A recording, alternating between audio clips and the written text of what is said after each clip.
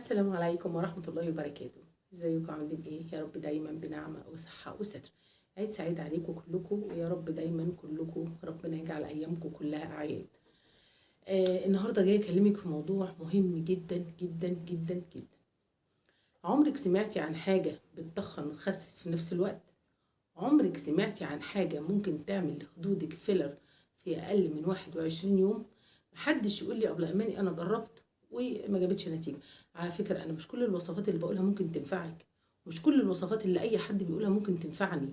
انتي الوصفه، معلش، الوصفه اللي انا بقولها لك لو استخدمتيها مش هتضرك، بالعكس دي خميره نافعه وبتنشط البكتيريا النافعه في المعده وبتخلي الدنيا زي الفل. يعني انا مش بقولك على اي حاجه تضرك، يعني لو ما نفعتكيش مش هتضرك.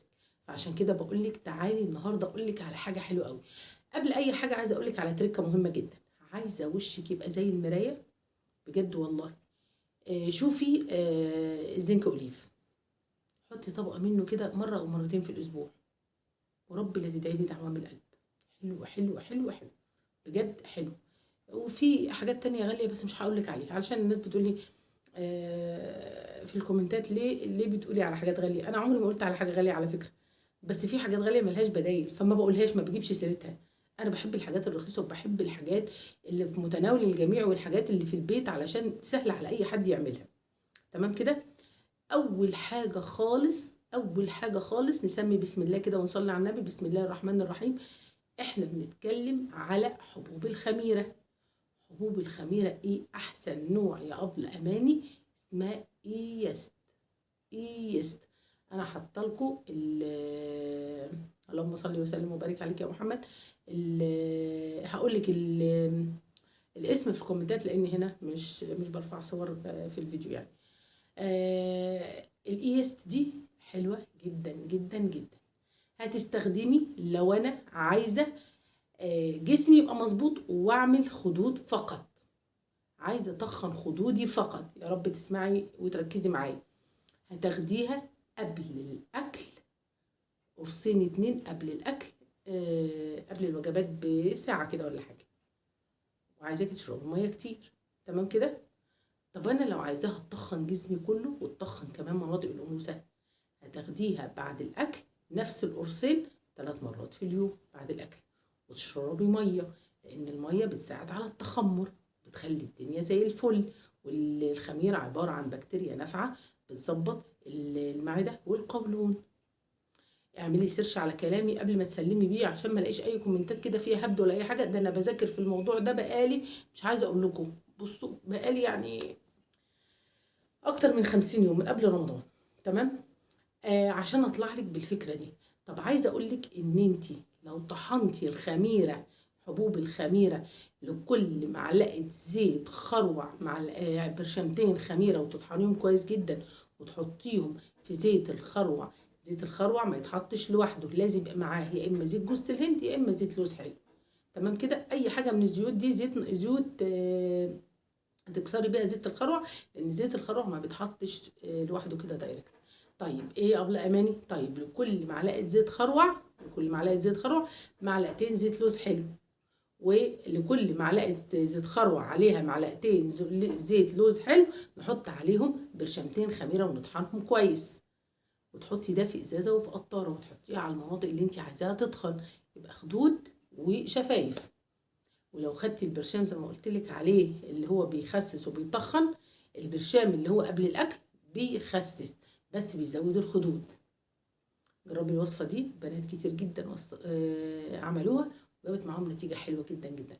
بالنسبه لقرص الانبات الشعر اللي عندي، عايزه اتكلم في معلومه مهمه.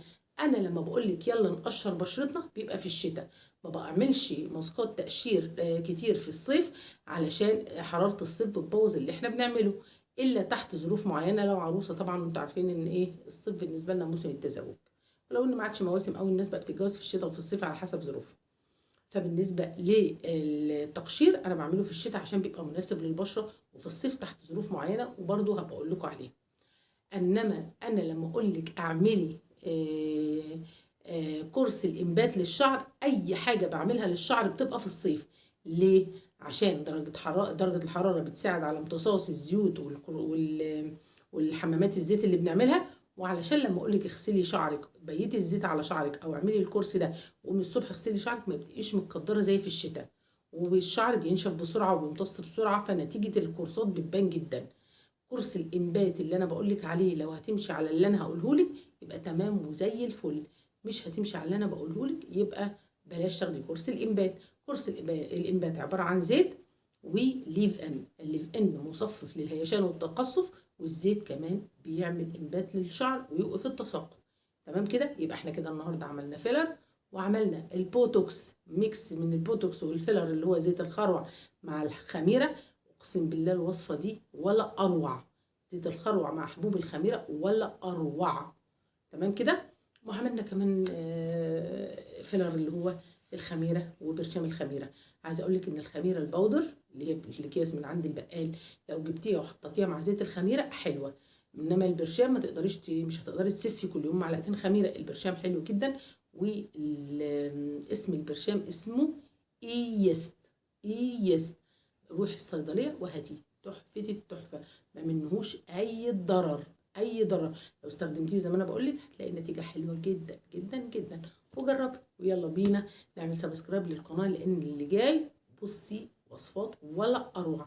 شهر رمضان كله انا كنت ضيفه خفيفه جدا عليكم، وكنت بحضر لحاجات حلوه قوي قوي. قريب جدا جدا جدا هفاجئكم مفاجاه ساره، ربنا يتمها عليا بخير، وان شاء الله هعمل لكم براند بصي ولا اروع، بدون مواد حافظه، وكله اورجانيك، والوصفات هتاخدي الكميه المناسبه ليكي، وهوفر لك كل الزيوت الاورجانيك اللي انت عايزاها وعايزه تشتغلي عليه. وربنا ييسر اموركم ويسعدكم ويجعل ايامكم كلها اعياد، وتحققوا كل ما تتمنوا. والسلام عليكم ورحمه الله وبركاته.